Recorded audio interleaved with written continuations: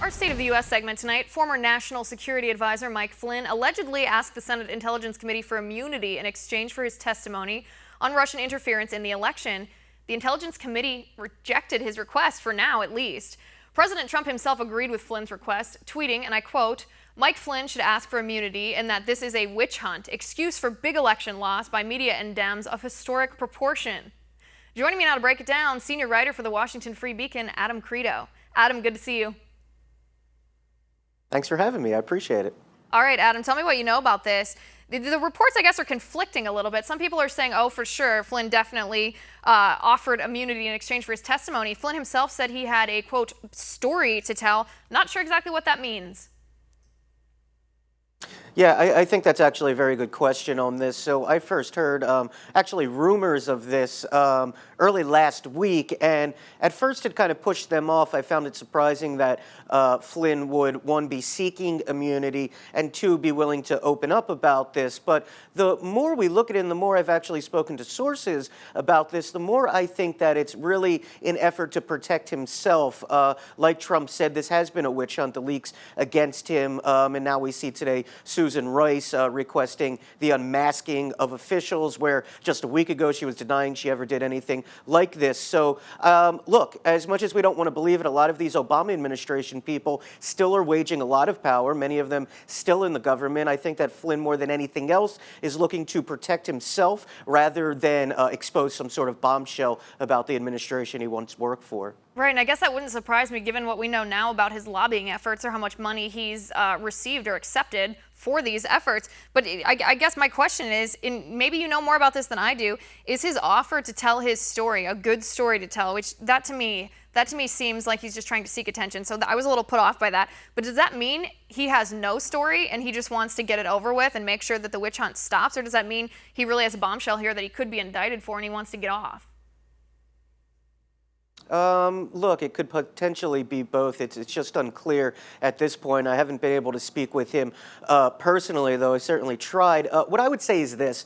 Look, we can look at it two ways. I think that there's probably a little bit of a bad taste left over for Flynn, the way he was pushed out of the administration, the fact that it happened so early into his term, and now we're seeing a lot of the work that he had pursued on the National Security Council kind of being undone. So I would understand a level of resentment and anger about that. How much he actually has to tell is unclear to me. I think a lot of what he was doing with the lobbying before he entered the administration is much more interesting and potentially damaging for him than anything he could have done or been privy to for such a short time in the administration, though you never know. Once you have that level of security clearance, he certainly could have been privy to a lot of the things we are looking into now, such as the wiretapping claims and the evidence of former Obama administration officials playing a role in this. So Who knows what he knows, but he could potentially know a lot. Right. I mean, that kind of power goes to people's heads. We see that at every corner. I mean, just your example of Susan Rice. I mean, grossly inappropriate behavior, perhaps even illegal behavior if it turns out to be the case.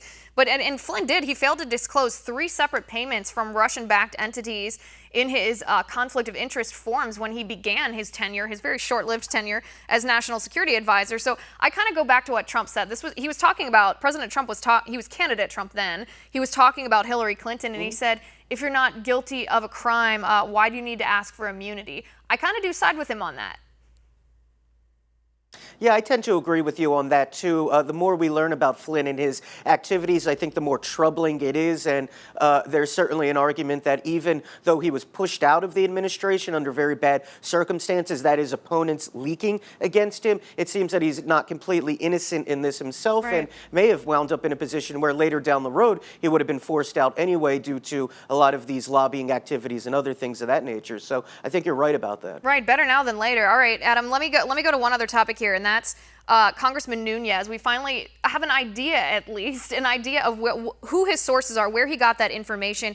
He had said that it was from the White House or someone in the National Security Council. We find out it's actually staff in the White House. It's not an intelligence officer or someone from the intelligence community. My question is it illegal for them to share that information with him?